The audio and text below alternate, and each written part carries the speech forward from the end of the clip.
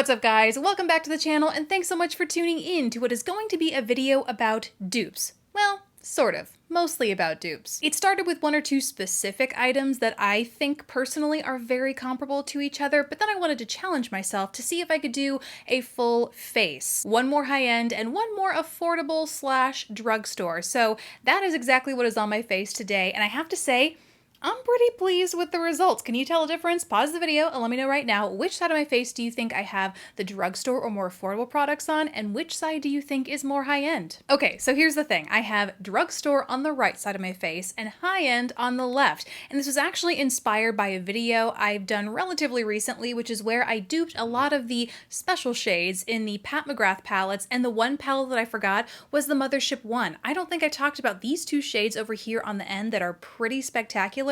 And I have some shadows that are pretty similar sitting in my collection. So on the left side of my face, I am wearing Pat McGrath, and on the right, you are going to have to see which shadows I am wearing by watching the video. So let's go ahead and get started. Okay, so before we get to the eyeshadows, actually, I started these looks off with some eyeliners to act as a base for those eyeshadows. On the drugstore side, I use the L'Oreal Infallible Longwear Eye Pencil in the shade Brown. On the luxury side, I use the Marc Jacobs Highliner Matte Gel Eye Crayon in the shade Brownie. The shades here are very different, the textures here are very different, and honestly, I do think there is a difference in favor of the Marc Jacobs. It could be because my L'Oreal pencil is a few years old at this point. The Marc Jacobs is definitely newer, but I found the L'Oreal was a lot waxier. It makes it fine as an eyeliner, which is exactly what these, are supposed to be used for. So great for the waterline, great as a liner on the upper lash line. It makes it very nice and budge-proof, long-lasting. But in terms of smudging it to create an eye look, the Marc Jacobs definitely excelled in that, and I think you'll be able to see that here in this look. Also, in terms of coloring, the Marc Jacobs is definitely warmer. I think you can see that here, but honestly, neither of those things really bothered me because I knew I was only going to cover it up with eyeshadow, but just for the sake of comparison and knowing the difference between quality and coloring between the two, that's it, in case you were curious. Now for the Pat McGrath dupe. So for the shade over here on the far right of the palette, which is called VR Violet on top and Astral White here on the bottom, the shades that I have are similar. If you saw my previous dupe video, this will probably be no surprise to you, but they are from the brand JD Glow. They make some phenomenal, what they call galaxy shadows. You get a ton of product in every pan, and they are $7.50 per shadow, so very affordable in my book. And they come in these incredibly complex shades. Check out the previous video I have of dupes, or actually I have a review of all my JD Glow galaxies. Go watch that video in case you are curious. But the two shades that I found were closest are Unexpected. This is pretty close to that VR Violet shade. You can see at some angles it shifts into like a very pink sort of situation, but then straight on it's icy. And then the shade Good God is pretty similar to the Pat McGrath shade Astral White. It has a frosty soft base, and then it shifts into a combination of light blue and soft violet. So again, I have JD Glow on the right side of my face and Pat McGrath on the left, and I kind of went a little messy with these. I first started with Unexpected across the lid and VR Violet all over the lid on the left,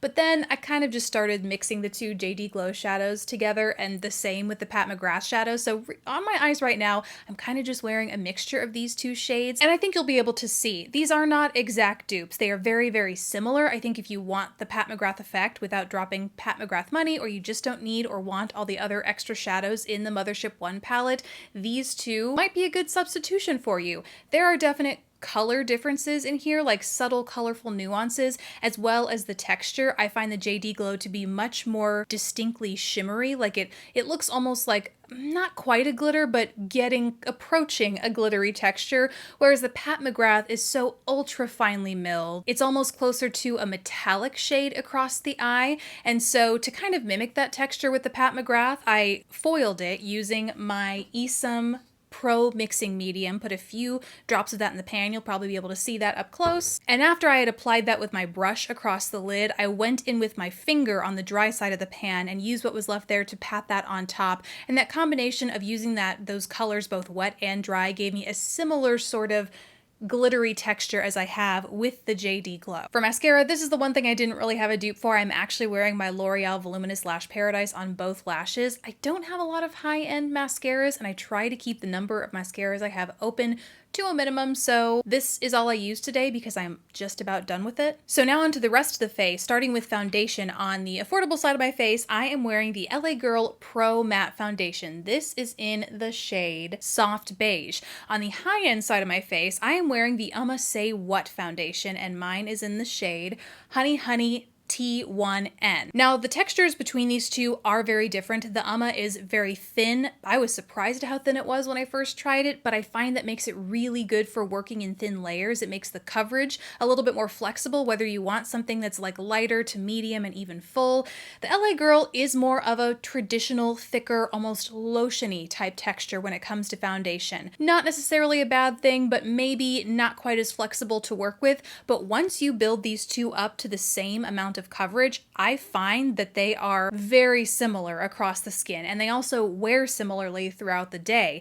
And if you want an idea of just how full coverage they can be, I'm also wearing these as my concealer as well, because I couldn't find any comparable concealer to the high end that I like to use. I just went ahead and layered these up, as you'll see in the demo, in my under eye areas, and I'm pretty pleased with the amount of coverage you get from both. Neither one of them looks too cakey in the under eye area. They give you just amount of coverage to cancel out any discoloration, anything like that, but without looking too heavy like a foundation might. So next up, I think I did things a little backwards. I can't remember. I think I did my brows next, and this is actually something I just talked about, like literally the most recent upload before this one. I reviewed the Maybelline Brow Extensions Fiber Pomade Crayon, and I talked about it in comparison to what I'd used before, which is a combination of my CoverGirl Ultrafine Brow Pencil and my Anastasia Dip Brow Gel. And ultimately, spoiler alert, in case you don't want to go watch that video, what I found is that the Brow Extensions Crayon doesn't do anything more or better than what I was doing before. It does it in fewer steps, but to the extent the fibers in here make a difference, I didn't really notice it as much. But it still does the exact same thing as my other brow pomade, which is this from Anastasia. So that's what I'm wearing on my brows today, the Maybelline on my right and the Anastasia on my left. And aside from a minor shade difference, the Anastasia is definitely darker. I find they look and function very similarly. Next, I think, I applied a finishing powder, and these I compared when I talked about a bunch of different illuminating finishing powders. The NYX High Glass finishing powder, this I love. I love it to set my foundation. I don't know if you're supposed to set your foundation with these, but I love to for an ultra glowy complexion. The NYX High Glass powder is on my right, and my MAC Warm Rose Mineralized Skin Finish is on my left. Very, very similar. Swatch the Warm Rose is definitely lighter, more pink leaning, but just with a light dusting just to give your skin a lightly lit from within glow. Both of these look very similar on the skin. Now for bronzer, I went back to an oldie and a goodie. My Wet n Wild, this I think it's a Color Icon bronzer. It's so worn off on the front, I don't actually know, but it's in the shade Sunset Striptease. This is very, very close to the Bare Minerals bronzer in the shade Warmth. The major difference between these two is the finish. The Bare Minerals is almost matte. If I were to just swatch it alone, I would say it has a slightly satin finish, but compared to the Wet n Wild, it's relatively matte, whereas the Wet n Wild definitely has more of a satin, almost a shimmer sort of a texture to it. Again, applied lightly, like I have today, both of them look very, very similar, if not functionally identical on the skin, I think. And then the next find is a new one for me because I just ordered a bunch of things from LA Girl, hence the foundation, but I ordered the Just Blushing Blush in the shade Just Rosy. And immediately when I saw the shade, I thought, this looks very familiar, down to the texture, right? Where it's like a blush slash highlight.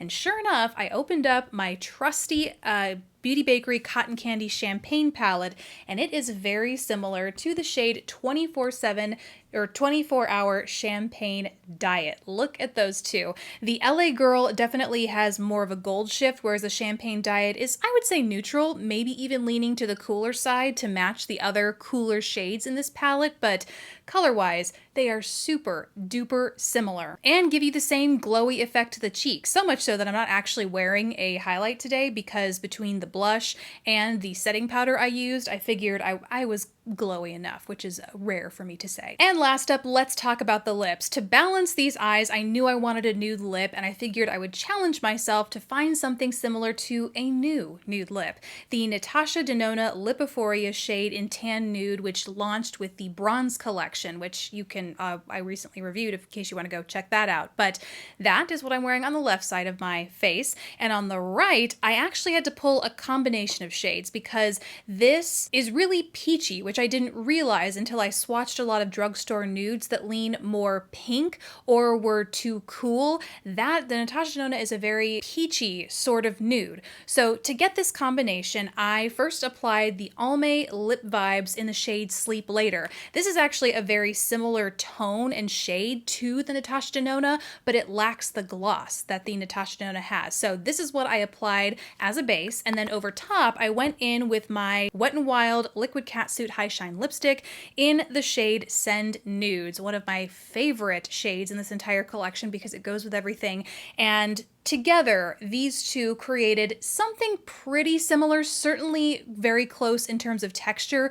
I do think the drugstore combo is a little bit cooler still than the Natasha Denona, but especially from this far away, I feel like you can't really tell. Is that just me? So there you have it, a nearly full face of dupes, drugstore versus high-end. Let me know what you think down in the comments below. How close do you think I got? Because like I said, I think it's pretty good, but I could rewatch this footage and be like, there's a definite difference. I don't know, but let me know what you think down below. And let me know if you enjoy these videos and want to see more in the future. Thank you guys so much for watching. Please don't forget to subscribe if you haven't already, and I will catch you in the next video. Bye guys.